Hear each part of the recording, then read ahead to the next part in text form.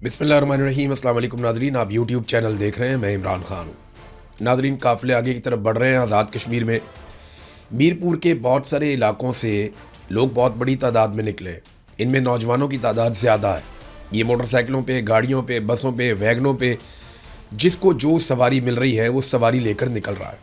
आज़ाद कश्मीर के झंडे इन नौजवानों ने उठाए हुए हैं और ये अब रावला कोट की तरफ बढ़ रहे हैं।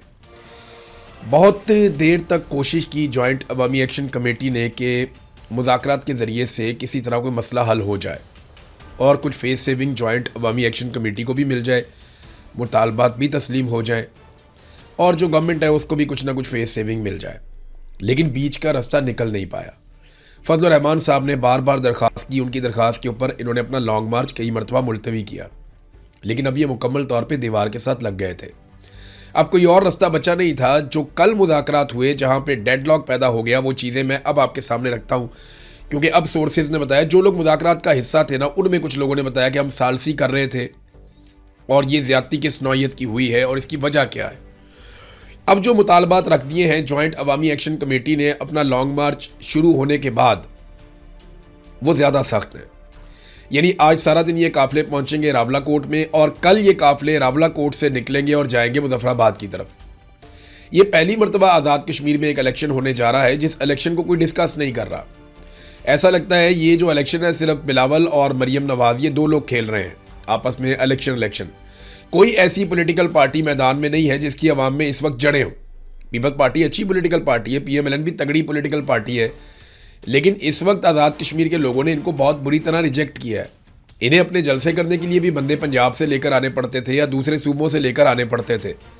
बड़ी मुश्किलों से इन्होंने अपनी कैंपेन खड़ी करके दिखाई है और ये कुछ भी नहीं कर पाए। कोई माहौल बना ही नहीं इलेक्शन का आज़ाद कश्मीर में।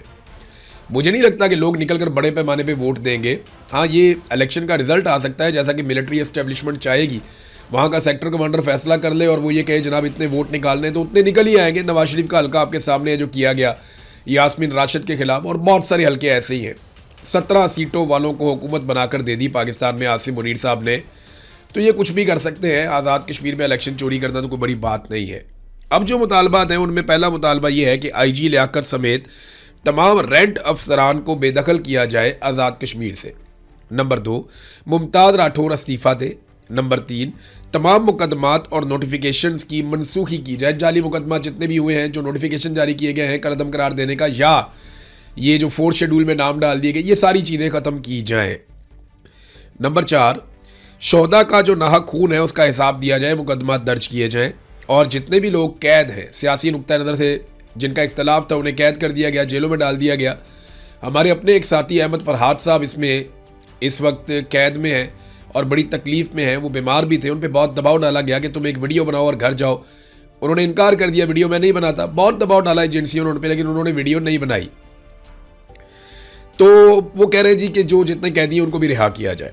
और फिर आखिरी ये है कि जितने पुराने मुतालबात थे वो सारे मुतालबात मंजूर होंगे तो हम मुज़ाकरात की टेबल पे अब बैठेंगे। वो मुतालबात क्या है ये हम सब जानते हैं। उनके 38 मुतालबात थे, जिनमें मेन और बड़ा मुतालबा ये था कि आप नोटिफिकेशन के ज़रिए से ये जो नशस्तें हैं जम्मू कश्मीर वाली, इनको ख़त्म कर दें या इनका किरदार ख़त्म कर दें हुकूमत बनाने और गिराने में। अब ये बड़ा जायज़ मुतालबा है कि आज़ाद कश्मीर की हुकूमत बनती है, बाहर से आ जाते हैं बंदे और वो आके हुकूमत बनाते हैं और गिराते हैं। अगर ऐसे ही पंजाब में हुकूमत बन रही हो और सिंध से या खैबर पख्तूनख्वा से लोग आकर हुकूमत बनाएं और गिराएं तो कैसा लगेगा। लेकिन कश्मीर का एक मसला बड़ा हसास भी है, क्योंकि अक़वाम मुत्तहिदा की करारदादों के मुताबिक यहाँ पर इस्तिस्वाब राय होना है। लेकिन जो मकबूजा कश्मीर के लोग मुहाजिरीन आए हुए हैं वो आज़ाद कश्मीर की हुकूमत कैसे बना और गिरा सकते हैं। अगर उन्होंने हुकूमत बनानी और गिरानी है तो मकबूजा कश्मीर की हुकूमत बनाने और गिराने में उनका रोल होना चाहिए ना। अपने अपने इलाके में हर बंदे का वोट होता है। मसला यहाँ पे भी नहीं है। अगर वो इलेक्शन भी फ्री एंड फेयर हो और कश्मीरी ही वोट डालें तो फ़र्क पड़ता है। लेकिन इलेक्शन फ्री एंड फेयर होता ही नहीं और मिलिट्री एस्टेब्लिशमेंट अपने बंदों को ले आती है बाहर से और उनके ज़रिए से हुकूमतें बनाती है, हुकूमतें गिराती है, उनको वजारतें देती है, अहम तरीन वजारतें उनको दी जाती हैं। तो ये एक प्रॉब्लम है जिसका कोई हल निकल नहीं रहा था। बहरहाल लोगों के मनाज़र नज़र आ रहे हैं, अलग अलग सड़कों पे बड़ी तादाद में लोग आगे की तरफ बढ़ रहे हैं। ये रावला कोट जा रहे हैं और रावला कोट जाकर ये अपने मुतालबात के हक़ में फिर मुजफ्फराबाद की तरफ जाएंगे। इनको रोकना कैसे है वो मैं बताता हूँ। अभी ये क्या कर रहे हैं। सेक्टर कमांडर और बिलावल ये जो आखिरी मरहला हुआ मुज़ाकरात का, ये लोग गालिबन मुज़फ़्फ़राबाद में थे, कुछ लोग मुज़फ़्फ़राबाद में थे, कुछ लोग रावलाकोट में थे, और कुछ लोग टेलीफोन के ऊपर या ऑनलाइन इनके साथ राब्ते में भी थे, फैसिलिटेट किया गया था। मिसाल के तौर पे आईनी माहिर हैं आसिफ साहब, मियाँ आसिफ, ये कानूनी नुक्ता नज़र से मुशावरत कर रहे थे। तो इन्होंने कहा जी कि आप ऐसा कर लें कि एक नोटिफिकेशन जारी करवा दें, लेकिन फिर जो एस्टेब्लिशमेंट है वो पीछे हट गई, जो बातें तस्लीम हुई थी उनसे भी पीछे हट गई। अफशा कियानी साहिबा जो ह्यूमन राइट्स के हवाले से, वो भी यहाँ पे मौजूद थी। फिर जो एक PUF है उसके चेयरमैन भी यहाँ पे मौजूद थे, और फिर जॉइंट अवामी एक्शन कमेटी के लोग भी थे। एक अजीबोगरीब चीज़ हुई है जो मुझे आज पता चली,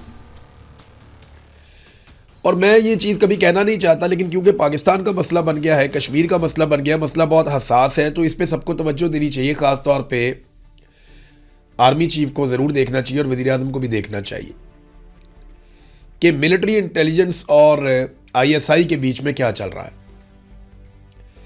ब्रिगेडियर फाइक के हवाले से मुझे सोर्सेज ने यह बताया कि उन्होंने ये गिला किया ब्रिगेडियर फाइक ने कि आप MI के कहने के ऊपर यह एहतजाज कर रहे हैं, आप MI के कहने के ऊपर आप आगे बढ़ रहे हैं, लॉन्ग मार्च का ऐलान कर रहे हैं, आप ज्यादती कर रहे हैं, आपके पीछे MI का हाथ है।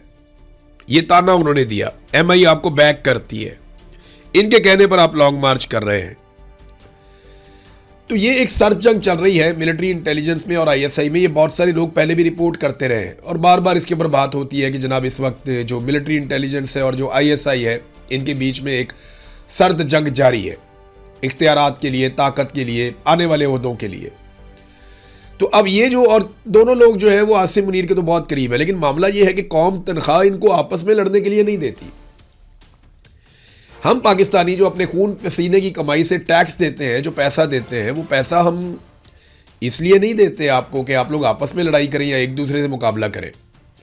हम आपको पैसा देते हैं, तनख्वाह देते हैं, नौकरी देते हैं इसलिए कि आप हमारे दुश्मन से मुकाबला करें और दुश्मन के अज़ाइम को नाकाम बनाएं। दहशतगर्दी बढ़ती चली जा रही है, बढ़ती चली जा रही है, कहीं पे भी कंट्रोल नहीं हो रही, और आप आपस में लड़ रहे हैं ज़्यादा इक़्तिदार और ज़्यादा इख्तियार और ज़्यादा कंट्रोल के लिए। तो इदारा जाती कंट्रोल की इस लड़ाई में आप पाकिस्तान के ऊपर अपना कंट्रोल लूज़ कर रहे हैं। आपने मिलकर दुश्मन का मुकाबला करना था, आप आपस में मुकाबला कर रहे हैं। ये एक चीज़ सामने आई, मेरे लिए हैरान कुन भी थी, परेशान कुन भी थी। मेरे ख्याल में इसके ऊपर इंक्वायरी ज़रूर करनी चाहिए और चेक करना चाहिए कि क्या एजेंसियों का आपस में ऐसा मुकाबला चल गया कि एक कहती है निकलो, दूसरी कहती है ना निकलो। ये माजी में चीज़ें होती रही हैं और बहुत अफसोसनाक है। इसको फ़ौरन, अगर तो ऐसा कुछ है तो इसको फ़ौरन रोकना चाहिए। मुझे आज़ाद कश्मीर के लोगों ने ये बात बताई है। 14,000 पुलिस वाले पंजाब से अब निकाले गए हैं और उन्हें पहुंचाया गया आज़ाद कश्मीर में। ये क्या करेंगे? इलेक्शन चोरी करेंगे, मार कुटाई करेंगे, और क्या करेंगे? और इनको आता क्या है? यही करना आता है। लेकिन एक बड़ा वैक्यूम पैदा हो गया पंजाब में। ख़ास तौर पे 3-4 अजला ऐसे हैं जहाँ पे काफ़ी बेचैनी पैदा हुई पुलिस में कि हमें तो बहुत सख्त हालात का सामना है। पहले ही हमारे नाकों के ऊपर हमें पुलिस की पहले ही नफरी कम है, पहले ही हम यहाँ डबल ड्यूटियाँ करके दहशतगर्दी से बच रहे हैं।